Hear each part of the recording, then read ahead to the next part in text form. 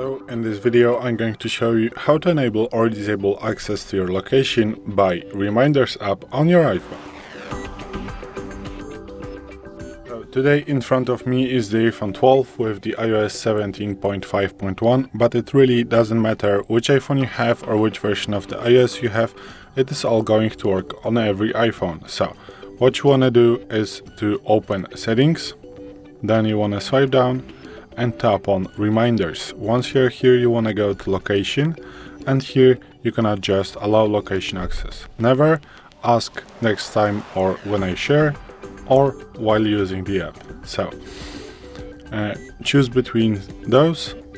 I prefer to have it ask next time or when I share, and also here you have the button to use precise location or not.